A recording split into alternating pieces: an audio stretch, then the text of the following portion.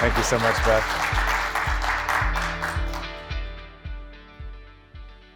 Wow, what an introduction. If you don't know Beth, I'd highly recommend getting to know Beth. This is a very important topic for me. I'll get to why it's important. But I want to take the opportunity today to get real and vulnerable with you guys. I love to get to that level of our personal lives because I feel like that's what shifts us all forward.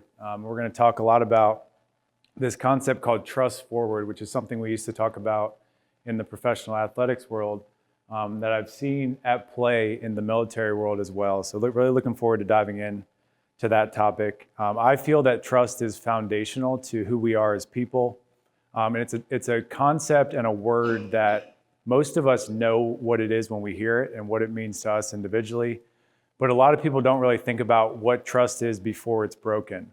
So I'm really hoping at the end of this talk that each person is able to glean something, a different meaning of what trust is.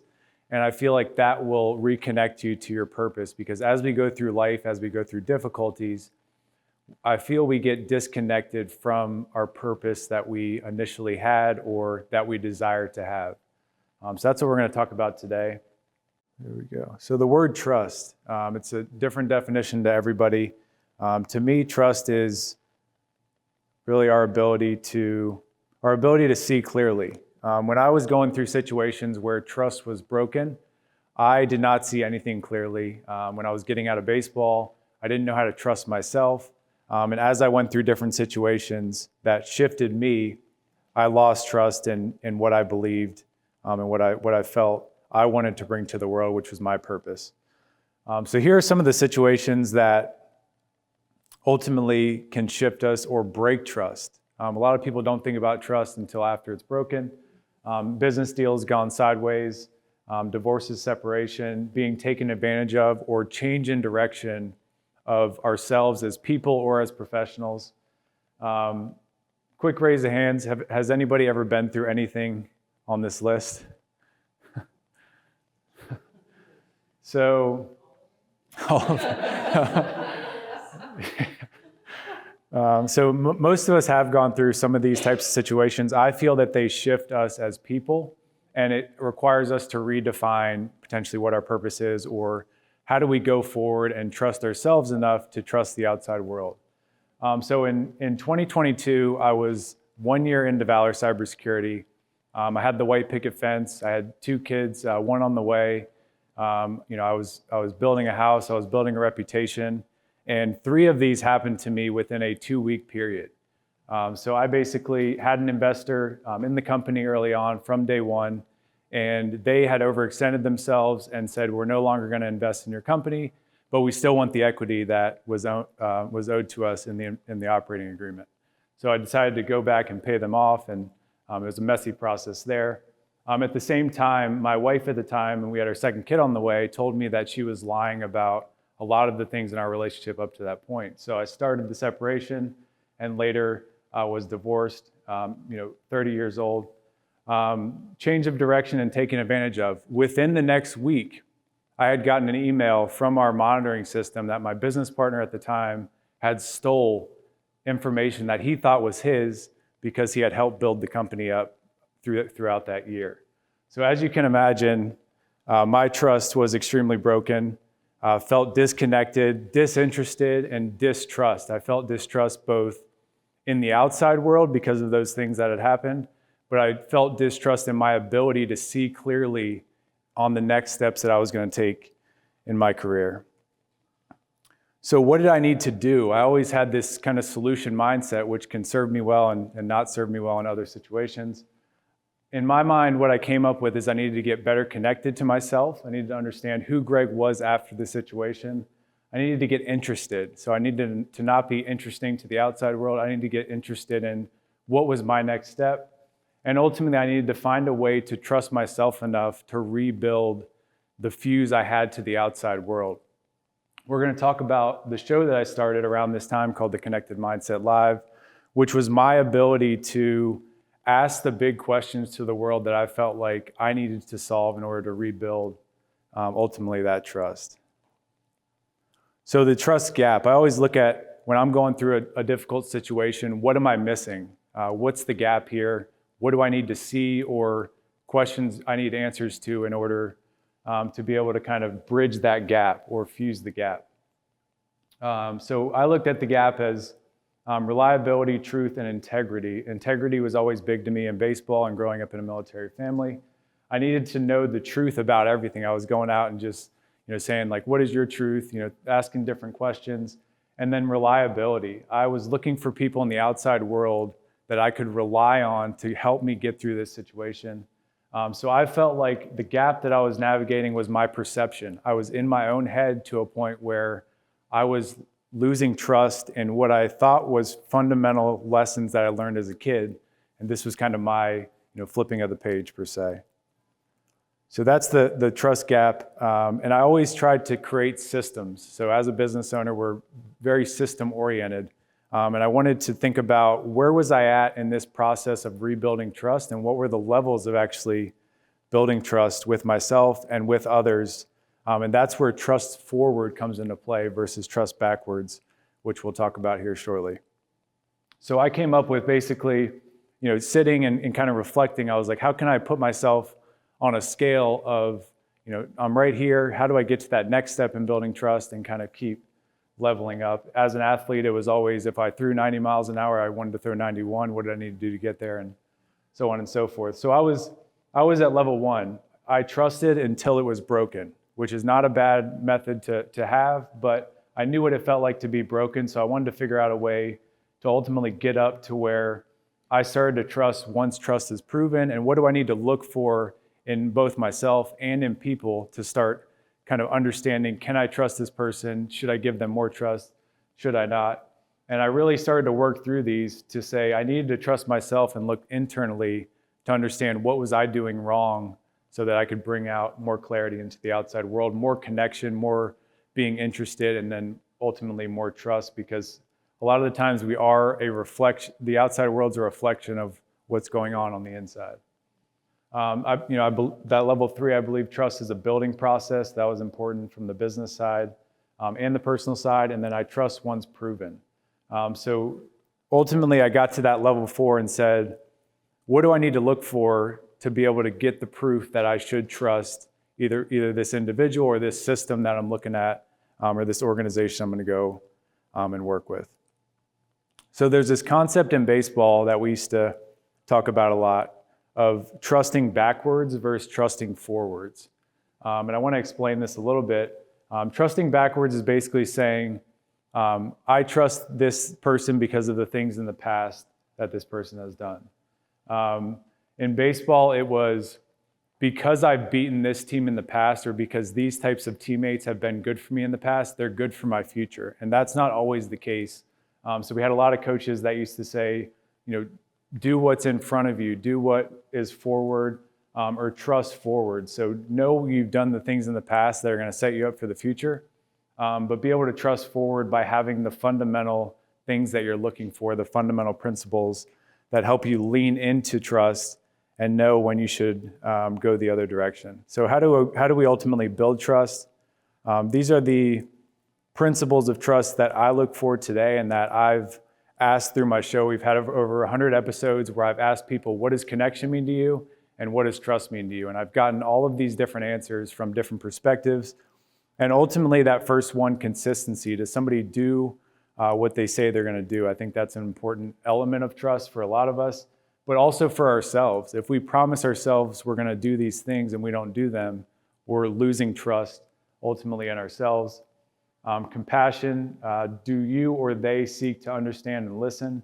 I think all of us love when people listen to us and then give us feedback on what they're hearing. That's a trust building exercise. Competence, this isn't really an intelligence piece. It's really, do you as an individual express what you know will help people? And I think that's a big honesty piece. A lot of people associate trust with honesty, where if I have ketchup on my shirt, somebody would be like, Greg, you have ketchup on your shirt, versus like looking at it and not saying it. So, do you express what you feel will help people in any way? That could be you as a business owner saying, your company is in shambles. Here's a way we could potentially build it, versus shying away from those difficult difficult topics. And then connection. Ultimately, the show that I built called The Connected Mindset Live is all about connection. And connection is a word very similar to trust, but it's the ability to first see clearly and then make the connections you need to make in order to have those next breakthroughs. And I feel like we're all most excited and alive when we're having some type of breakthrough, whether that's internally to our knowledge system or when we're meeting that next new person that we feel that connection is really going to elevate both people at the end of the day. So do you intentionally seek to connect? And these are the 4 areas that after all those 100 interviews and the different answers, we felt like these were the most repeated things. Consistency, is that person compassionate? Am I compassionate to myself? Am I competent enough to help people around me when we feel like we're of value to others? It really builds trust with ourselves because we build confidence and all of those other type of traits. And then ultimately connection. That's why we're at this event, ultimately, because we want to connect with the world around us. So benefits of trust. We all love kind of cost-benefit analyses in business. Benefits of trust, adaptability to change, that's kind of that resilience component. Stronger collaboration. I've seen this in my own team where when I did not have the trust I needed in myself, it was hard for us to collaborate because they were trying to, they could feel that I didn't trust myself enough to say the thing I needed to say. So I was more in that listening mode as a business owner versus being able to call out that elephant in the room potentially, which ultimately helped us better collaborate and have a better team. Stability and retention. We live in a world that's constantly moving, so it's hard to feel stable in our own feet. And that is one of the benefits I feel when you understand the concept of trust and you implement it. That stability and retention is extremely important. Retention in your ability to stay in an environment, but also for other people around you to retain their feeling of stability in that environment as well. And then improve reputation, obviously with trust in the community. When the community trusts you, you're going to improve your reputation both with them and with yourself. So those are ultimately the benefits of trust at the end of the day. So there was a study done on trust. I believe it was, I don't know if it was Simon Sinek or out of the special operations, but they talked a lot about performance and trust. And I was a high-level performer in baseball, but we didn't really talk about trust besides the trust forward concept. And they evaluated different people. So they would go to the leader and say, we need you to evaluate every single person on your team on a level of high, medium, low on performance, high, medium, low on trust. And most people thought that everybody would choose the high performer and the low trust potentially, or no one would choose this low performer, low trust, or low performer, high trust, because we're very performance centric when it comes to business and athletics. And ultimately, what they found, and they interviewed thousands of special operators, and what they found was that it could be a medium performer, but if they had high trust in them, then they would go with that team member. Obviously, you want high performance, high trust, but that's not always the case because it's a sliding scale. So a little bit more about the Connected Mindset Live. So when I was going through that situation of that broken trust, the disconnected, disinterested, I was looking for a way to start to make sense of the world around me. And it was a very difficult time. A lot of brutal thoughts of how do I get out of this muddy situation, for example. So I started to just have conversations with former coaches that I had, business leaders in the community. And I would go to them and just ask, what was the hardest thing you've ever been through? Because I felt like at that time, obviously I'm going to go through harder things in my future, but I felt like that was one of the hardest things I had ever been through. So I started to share it and ask them what the hardest thing they had ever been through was. And a lot of them would say I wasn't able to meet payroll, or I wasn't able to grow my business to the next level. But the level that I wanted to get to was what made you as a person and the difficulties you went through set yourself up for where you're at today.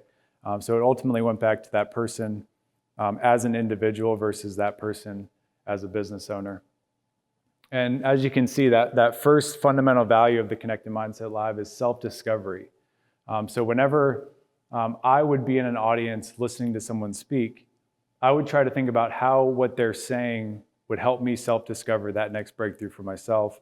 And that's ultimately what a lot of us do when we're digesting information or listening to somebody. Rhythm of existence, as a baseball player, is a lot about rhythm. So that cadence that you live your life on, the cadence that you run your family on, the cadence that you relate to yourself in, that rhythm is where we feel like we're in our flow state, is what they used to call it. So rhythm of existence has been important. Obviously, connected mindset's huge to how you approach the world and think. The things that you think become reality. So ultimately, that mindset is critical. And then knowledge and commitment, I think, really go together. Where on the show, we've had thousands of connected moments. Those are kind of like little moments within the conversations that we feel help people have breakthroughs just by hearing those couple of different words. That knowledge that we've been able to share and the commitment to doing an episode every single week ultimately added up to people coming onto the show and saying, I had just as much benefit being a contributor to the show than I did being a listener. And I think that was an amazing breakthrough. It's something that I've grown as a part of being the host of the show. So it's been an amazing process. I've been able to get out of all three of those negative situations more smoothly because I had that foundation of I was creating versus just consuming. So it's kind of that producer versus consumer mindset at the end of the day. So I'm going to get to some any questions you guys may have. This is something I like to go through with anybody on my team at Valor Cybersecurity or somebody that is going through transition. So when I was transitioning out of professional baseball, I was one of the people that knew it was going to be hard up front. I kind of anticipated the difficulty of the transition, where a lot of the other guys, whether they were major league players, minor league, whether they had 1 year or 20 years in the system, I anticipated that it was going to be difficult to go from baseball player every day to either business person or contributor to the community, whatever that next role was going to be, because all of the, I would say 9 out of 10 people went and became coaches. And there's nothing wrong with being a coach, but I knew that I wanted to take the skills I learned and repurpose them in kind of a bigger way for me as an individual. So this is what I developed as a part of reconnecting to my purpose. And hopefully this helps you kind of get closer to your purpose or get further along in your purpose. One of the people that are in my network, and it sounds very gloomy, but he came up to me one time and asked, when I didn't know what my purpose was, he said, what's the hardest thing people that are going through professional athletic transitions go through? And I had a couple friends that took their own lives in that transition. So he basically said, Greg, the reason you don't take your own life like they did is your purpose. And that ultimately for me was, how can I help people in transition reconnect or find their purpose? I felt like trust was a fundamental value to that. But that's always kind of kept things in lens. Like if I could have gotten to those friends earlier and asked them that same question, like, I know you're feeling depressed, you're feeling like you don't have something to attach to, but ultimately, how do you find that thing, that purpose, that thing that makes you want to get up in the morning and then go after it? So I developed this framework where I could just basically ask them a couple different questions. How do you want to contribute to the world? How do you need to grow in order to make that contribution? What experiences are going to help you to grow in that area? And then ultimately, how do you need to execute? So it's really that bite-sized chunk of ultimately getting closer to your purpose. We all know that purpose changes over time. But I knew in speaking to those friends before, I tried to dissect what all of them were saying, and it was they could not see clearly on the path forward.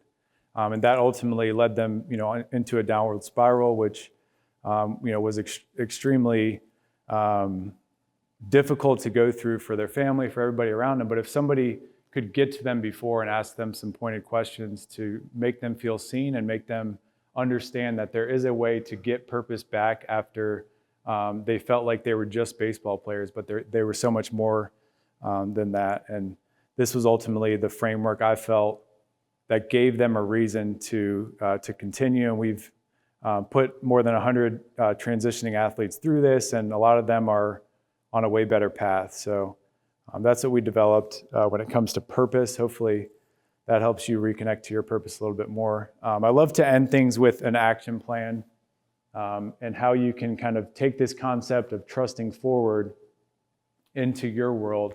You're the author of what comes next, the story, standard, the legacy.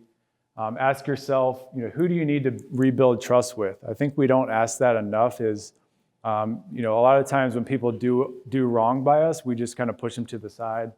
Ultimately, I think the first one is most important, ourselves. A lot of times we have internally built up anger toward ourselves, and we bring that into the outside world because we did something in the past that we're not able to forgive ourselves of. And you can kind of go through that, like, am I consistent? Am I compassionate? Am I making that connection? Am I confident in serving the world around me? And why does it matter now? I've seen it because I've seen people around me go through the struggle of trying to rebuild trust but not having the clarity. And I think it matters now more than ever before with how much noise is in the world, and being able to find a way to get to the signal of ultimately trust. If you have trust in yourself, then you have confidence, you have the ability to build special things. Reconnecting with your purpose. I have spoken with people who are running Fortune 500, like big companies. They've been at the foundation of these family businesses, and a lot of them still they're not doing what's in their purpose. They're not doing what they feel they should be doing. They're just kind of running the company because one of my parents said I needed to, or this is the way that I continue the lifestyle that I'm going after. And a lot of those people, even if they're making millions of dollars a year, they're not happy. They're not excited about what they're doing. They're not purposeful, passionate, whatever word you want to put to it that resonates with you. And I think it's really important to not just connect to your purpose once, but reconnect to it, to be able to come back to it and say, if my purpose is to help each person I interact with build better trust with them, what am I doing today, this week, to put that out into the world and help somebody bridge that gap? See yourself in 10 years. You don't have to get these big vision boards and things of that nature to make this happen. But I think just having that ability to look a week ahead, but then also look, a couple years in advance, I think it helps you stay grounded, stay clear, and stay fully aligned. And that clarity piece is so critically important. What obstacles and blockers keep me from living that purpose today?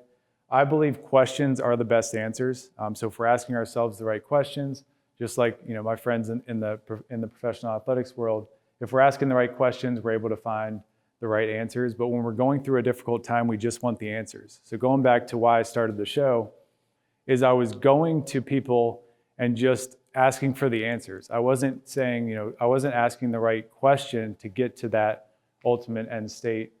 So I think questions are critically important. And purpose is not found. It's reclaimed each time you choose growth over fear. There is a lot of fear when it comes to trust, because sometimes we have to trust people to do business with them, or we have to trust them to be in a relationship with them versus choosing to trust them. And I think that distinction is extremely important, and something that I have implemented in my own relationships to go into it with the ability to see the person for who they are, not who I want to see them as. And I think that is critically important, both professionally and in business. So happy to answer any questions. This is a little bit on my background, which I'll keep up, and a way to stay connected. But really glad to be here. Hopefully that trust forward concept impacted you in some way. And if you can trust yourself a little bit more and kind of work on building trust with yourself, your purpose will continue to become more clear, and that's going to allow you to make a great impact in the outside world. So thanks so much for your time, and happy to answer any questions.